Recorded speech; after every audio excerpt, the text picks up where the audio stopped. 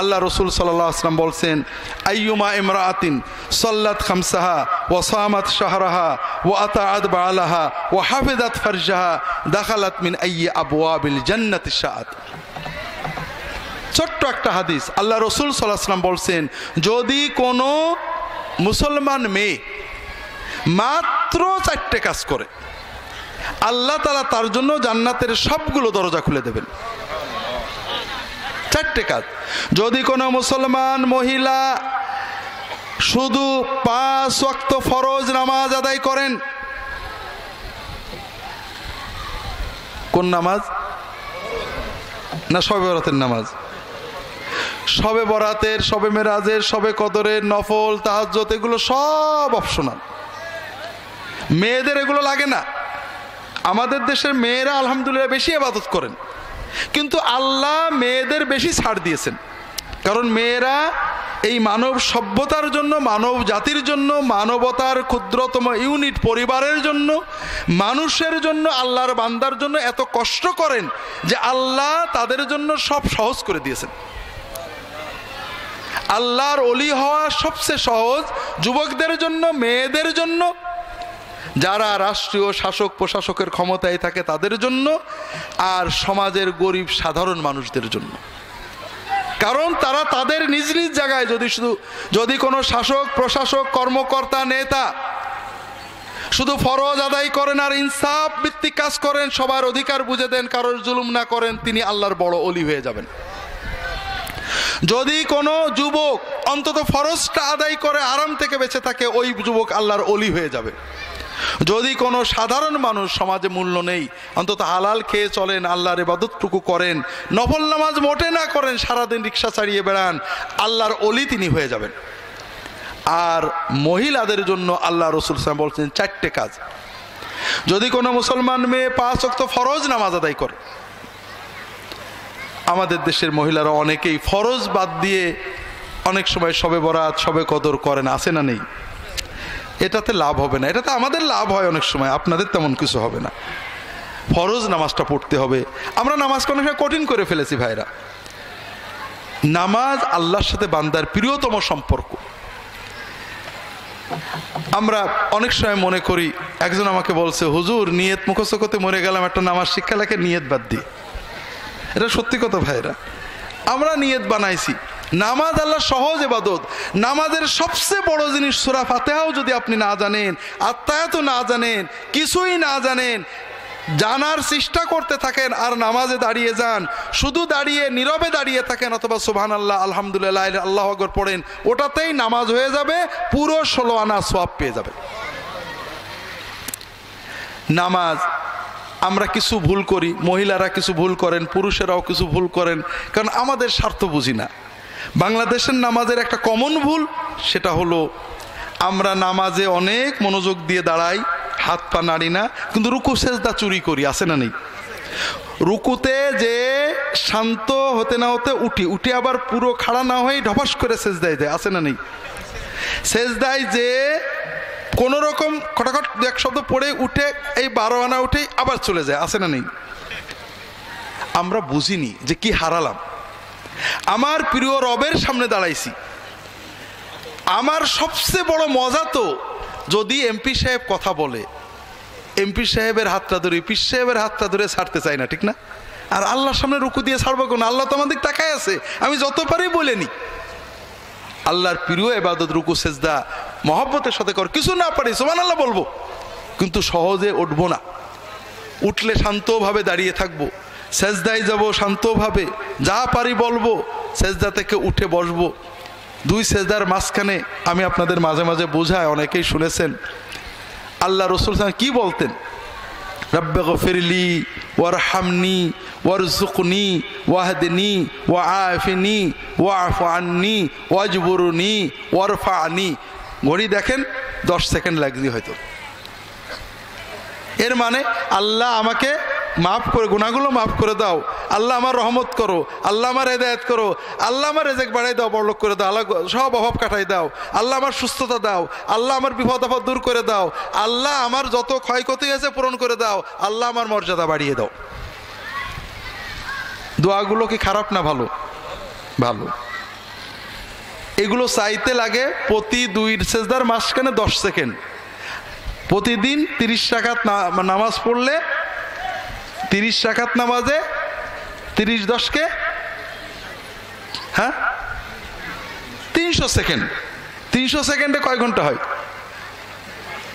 কয় মিনিট হয় না, ঠিক না? 5 মিনিট আপনি 30 বার আল্লাহর কাছে চাইবেন, আল্লাহু আকবার, আপনি দেখবেন আপনার সব অভাব মিটে গেছে। কিন্তু আপনি এইটা না আছে, আপনি একটু কষ্ট হলে, সমস্যা হলে 2 ঘন্টার পথ পাড়ি দিয়ে আব্দুল্লাহ জাহাঙ্গীর কাছে দোয়া চাইতে চলে যাচ্ছেন, কিন্তু 30 সেকেন্ডে আল্লাহর কাছে দোয়া করতে পারছেন না। এটা কি আমাদের বুদ্ধিমত্তার লক্ষণ না বোকামির লক্ষণ ভাই? অন্তর দিয়ে নামাজ পড়েন সবাই, যতটুক পারেন আল্লাহর কাছে চান। সেজদায় যে আল্লাহর কাছে চাইতে শেখেন, ছোট ছোট দোয়া করেন। নামাজের সেজদায় যে দোয়া করা হয় আল্লাহ সে দোয়া অবশ্যই কবুল করে নেন। দ্বিতীয় ভুল করেন মহিলারা এবং পুরুষেরাও, নামাজে ন্যাংটো হয়ে নামাজ পড়া। দ্বিতীয় ভুল কি? ন্যাংটো হয়ে নামাজ পড়া। ন্যাংটো 16 আনা আপনারা হন না, খুব ভালো করে বোঝেন। কাপড় না থাকলে ন্যাংটো হয়ে 16 আনা ন্যাংটো হয়েও নামাজ হবে, নামাজ কাজা করা যাবে না। কাপড় নেই, কাজে কাপড় কিনে পড়বো না, ওই ন্যাংটো হয়ে নামাজ পড়তে হবে, ওতেই নামাজ হয়ে যাবে। কিন্তু কাপড় আছে। ছেলেরা এখন আজকাল পুরুষদের জন্য প্যান্ট নাকি যা গার্মেন্টসে বানাচ্ছে সব নাবির নিচেই, প্যান্ট পরলে নাবির নিচেই থাকে। এখন ওই প্যান্টের উপরে যদি আপনি গেঞ্জি পরেন আর রুকু বা সেজদায় গেলে গেঞ্জিটা সরে আসে, নাভির নিচের কোনো অংশ বেরিয়ে যায়, নামাজ নষ্ট হয়ে যাবে। কাজেই প্যান্ট নাভির উপর পর্যন্ত কিনবেন। আর নামাজের জন্য অবশ্যই প্যান্টের উপরে যে কাপড়টা হবে সেটা ডোলা হবে, ঝুলওয়ালা হবে। আল্লাহ তৌফিক দান করুন, আমিন। মেয়েদের জন্য আরো সমস্যা। আমাদের দেশের মেয়েরা শাড়ি পরেন, ঠিক না বেঠিক? পুরুষেরা সুন্নত নিয়ে পাগল। পাগড়ি সাইজ লম্বা না কোনা 4 কোনা, কি বলে টুপি সাইজ লম্বা না 4 কোনা 5 কোনা, পাগড়ি 3 হাত না 4 হাত, কালো না ধলা, জুব্বা কি ফাড়া না গোল, এটা নিয়ে বেটাদের কোনো গোলমালের শেষ নেই, ঠিক না বেঠিক?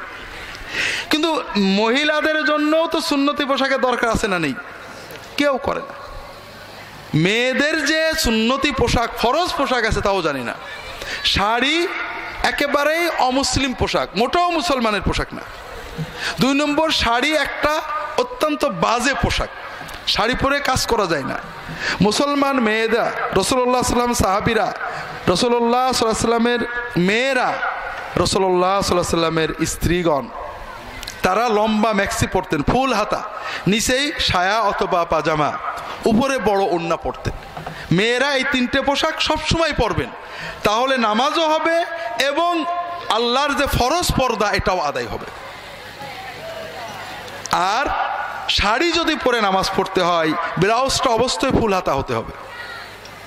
আমাদের পুরুষদের অনেকেরই ফুল হাতা জামা আছে না? আমাদের জন্য ফুল হাতা পরা কোনো জরুরি না, এইটুক পড়লেই ফরজ ওয়াজিব আদায় হবে, এটুক হলো মুস্তাহাব। আর আমার স্ত্রী এবং আমার মেয়ের জন্য এইটুক ঢাকা ফরজ আর এইটুক ঢাকা হারাম, ঠিক না? কারণ আপনারা নামাজি মুসলমান, আপনারা যারা মাথায় টুপি পরেছেন, দাড়ি রেখেছেন, নামাজ পড়েন, তার মেয়ে, তার স্ত্রী এই পরিমাণ ব্লাউজ পরে, ম্যাক্সি কি বলে জামা পরে, আসে না? গুনাহ হচ্ছে না সওয়াব হচ্ছে? আপনি তো হারাম করছেন, আপনি ফরজ তরক করে সুন্নত পালন করছেন, কোনো লাভ হবে না তো। মেয়েদের জন্য এই পর্যন্ত ঢেকে রাখা ফরজ। ব্লাউজটা যদি শাড়ি পরে চলতে হয় অবশ্যই কোমরের নিচ পর্যন্ত নেওয়া ফরজ। পুরুষদের গেঞ্জি কোমরের নিচ পর্যন্ত, মেয়েদের ব্লাউজ অনেক উপরে করা হচ্ছে। এটাতে একমাত্র শয়তান ছাড়া আর কেউ খুশি হয় না। আপনারও কোনো লাভ নেই, দিনেরও কোনো লাভ নেই, দুনিয়ারও কোনো লাভ নেই। আর যারা শাড়ি পরে নামাজ পড়বেন অবশ্যই মাথার উপরে বড় হেজাব বা চাদর দিয়ে এমনভাবে ঢাকবেন যেন নামাজের ভিতরে মাথার চুল ইত্যাদি না বেরিয়ে যায়। কোনো মুসলমান মেয়ে অন্ধকার একা ঘরেও যদি নামাজ পড়েন, নামাজের ভিতরে কাপড় না থাকলে, আমরা আগেই বলেছি কাপড় ছাড়াই নামাজ হবে, কাপড় আছে অবহেলায় সরে গিয়েছে, যদি মাথার চুল, কপালের উপরে চুল দুটো চারটে বেরিয়ে যায়, কানের কাছে জুলফি বেরিয়ে যায়, একটা বা দুটো কান বেরিয়ে যায়, গলার ঝোলা চুল বেরিয়ে যায়, ঘাড়ের পিছনে থুতনির নিচে বেরিয়ে যায়, কোনোই হাত কোথাও জায়গায় বেরিয়ে যায়, ওই নামাজ হবে না, নামাজ ভেঙে যাবে। কথা কি বুঝতে পেরেছেন? শাড়ি পরে নামাজ কি সহজ? আসলে শাড়ি কি কোনো ভালো পোশাক কিনা? না। কাজেই আপনারা বড় ম্যাক্সি পরবেন, হাতাওয়ালা, ফুল হাতাওয়ালা ম্যাক্সি, এবং তার নিচে পাজামা বা সায়া, উপরে বড় ওড়না পরবেন। এরপরও রাসূলুল্লাহ সাল্লাল্লাহু আলাইহি ওয়াসাল্লামের অনেক সাহাবী, অনেক স্ত্রীদের মেয়েরা অনেক সময় নামাজের জন্য বোরকা পরে নিতেন, যেন নামাজের ভিতরে কোনো সতর খুলে না যায়। আল্লাহ তাআলা তৌফিক দান করুন, আমিন। আইয়ুমা ইমরাতিন সাল্লাত খামসাহা, 5 ওয়াক্ত নামাজ পড়ে, ওয়াসামাত শাহরাহা, রমজানের ফরজ রোজাটা শুধু পালন করে, ওয়া আতাত বালাহা, স্বামীর আনুগত্য করে সংসার করে, ওয়া হাফিজাত ফারজাহা, তার ইজ্জত আবরু পর্দা পুশিদা হেফাজত করে, আল্লাহ তাআলা তার জন্য জান্নাতের সবগুলো দরজা খুলে দেন। স্বামীর আনুগত্য করে সংসার করা স্ত্রীদের জন্য আল্লাহ দায়িত্ব দিয়েছেন। আপনারা খুশি না বেজার? তা তো হবেনি, বউদের বিরুদ্ধে গেছে, খুশি হবেন না। কিন্তু স্বামীদেরও আল্লাহ দায়িত্ব দিয়েছেন, খেয়ারুকুম লি আহলিহি ওয়া আনা খায়রুকুম লি আহলি। তোমাদের ভিতরে সেই স্বামী ভালো যে স্বামী তার বউয়ের কাছে ভালো। কিয়ামতের দিন আল্লাহ তাআলা পীর সাহেবের সাক্ষ্য, এমপির সার্টিফিকেট দিয়ে ভালো মন্দ বিচার করবে না। বউ যদি বলে হ্যাঁ আমার স্বামী আমার সাথে ভালো আচরণ করত, আল্লাহ বলবে হ্যাঁ তুমি ভালো মুসলমান। ভালো আচরণ মানে বউ যখন বলবে সিনেমায় চলো, সঙ্গে সঙ্গে যাওয়া না ভাই। ভালো আচরণ মানে হলো আপনাকে বউ কষ্ট দিয়েছে, রাগ করেছে, বাজে কথা বলেছে, কিন্তু আপনি তাকে কষ্ট দিননি, সবর করে হাসি মুখে আছে, এর নাম হলো ভালো আচরণ। কাজেই আজকে এটা লম্বা বলা যাবে না, তবে খুব সহজ বুঝতে হবে ভাইয়েরা। ইসলাম পারিবারিক জীবনকে সবচেয়ে গুরুত্ব দিয়েছে।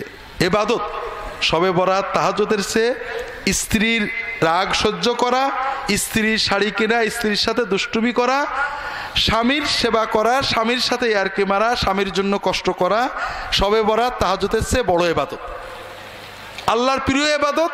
দুনিয়াতে আপনি শান্তি পাবেন, আখিরাতে আল্লাহর কাছে মর্যাদা পাবেন। তবে পরস্পরের দায়িত্ব আমরা দুই ভাগে ভাগ করতে পারি। স্বামীর 2 দায়িত্ব, স্ত্রীর 2 দায়িত্ব। স্বামীর দায়িত্ব দুটো। একটা হলো ভালো আচরণ করা। ভালো আচরণের মডেল মুহাম্মদ রাসূলুল্লাহ সাল্লাল্লাহু আলাইহি ওয়াসাল্লাম। রাসূলুল্লাহ সাল্লাল্লাহু আলাইহি ওয়াসাল্লাম মডেলের দুটো দিক আছে। একটা হলো স্ত্রী ঝগড়া করলে উনি প্রতিবাদ ঝগড়া করেননি, কষ্ট পেয়েছেন। একবার স্ত্রীর আচরণে এত কষ্ট পেয়েছেন যে 4 মাস কষ্টে বাড়ি আসেননি, মসজিদে থেকেছেন। তাহলে কত কষ্ট পেয়েছেন, কিন্তু কষ্টের সময় ঝগড়া করেননি, প্রতিবাদে রাগ করেননি, কষ্ট সবর করেছেন। জীবনে কখনো বউকে মারা তো দূরের কথা, স্ত্রীকে তিনি কখনো রাগ করে কথা বলেন। কষ্ট পেয়েছেন, চলে গেছেন, মনের কষ্ট বসে থেকেছেন, কিন্তু রাগ করেননি। কথা বুঝতে পারেননি? একজন লোকেও সুবহানাল্লাহ বলেনি, কারণ কারোর পছন্দ হয়নি। বড় কারামত কোনটি? ফু মারে বোতল ফাটানো না রাগের সময় সবর করে থাকা? ফু মারে বোতল হিন্দু ফাটাতে পারে, মুসলমানও ফাটাতে পারে, বৌদ্ধও ফাটাতে পারে, খ্রিস্টানও ফাটাতে পারে, জাদুকরও ফাটাতে পারে, অলি আল্লাহও ফাটাতে পারে, কিন্তু রাগের মাথায় আল্লাহর দিকে তাকিয়ে নিজেকে সম্বরণ করা এ অলি আল্লাহ ছাড়া কেউ পারে না। আর এটার মডেল মুহাম্মদ রাসূলুল্লাহ সাল্লাল্লাহু আলাইহি ওয়াসাল্লাম। দ্বিতীয় হলো ভালো আচরণের দ্বিতীয় দিক, যেটা রাসূলুল্লাহ সাল্লাল্লাহু আলাইহি ওয়াসাল্লাম আমাদের শিখিয়েছেন, বাড়িতে স্ত্রীদেরকে সহযোগিতা করা। রাসূলুল্লাহ সাল্লাল্লাহু আলাইহি ওয়াসাল্লাম নিজে বাড়িতে নিজের কাজ করতেন, সংসারে নিজের জুতো সেলাই করে নিতেন, নিজের ছাগল দুইয়ে নিতেন, খাওয়ার সংসারের কাজে স্ত্রীদের সহযোগিতা করতেন, এক প্লেটে খাইতেন, একসাথে গালে খাবার তুলে দিতেন, স্ত্রীদের সাথে খেলা করতেন, স্ত্রীকে খেলা দেখাতে নিয়ে যেতেন। কেউ সুবহানাল্লাহ বলেনি, পছন্দই হয়নি কারোর।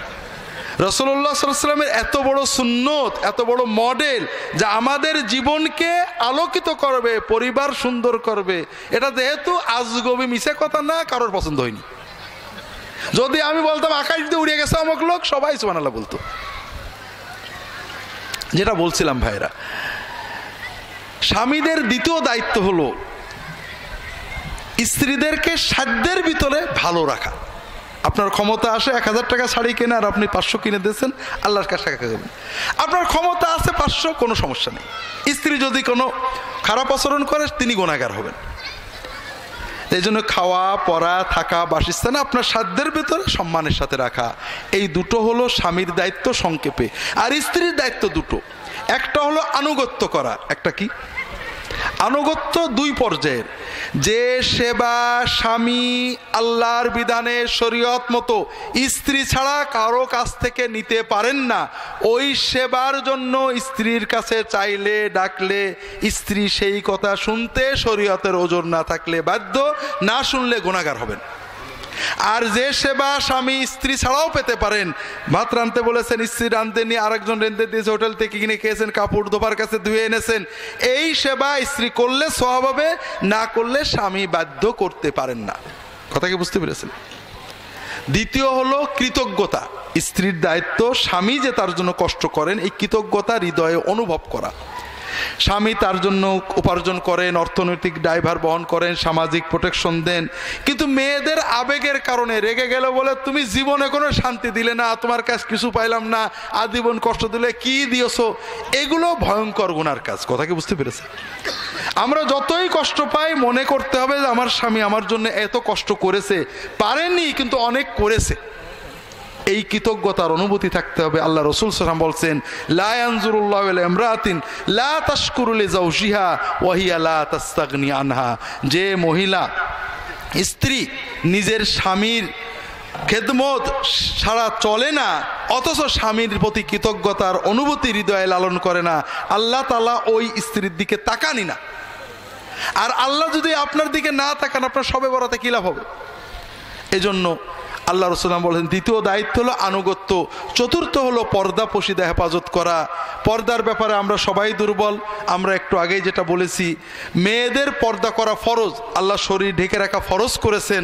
যদি কোনো মেয়ে ঘরের ভিতরে বা বাইরে দূরের আত্মীয় বা অনাত্মীয়দের সামনে মাথা খুলে, চুল খুলে, কান খুলে, ঘাড় খুলে, মুখ খুলে, দেহ খুলে যান, প্রতি সেকেন্ডে একটা মহা কবিরা গুনাহ তার আমলনামায় লেখা হয়।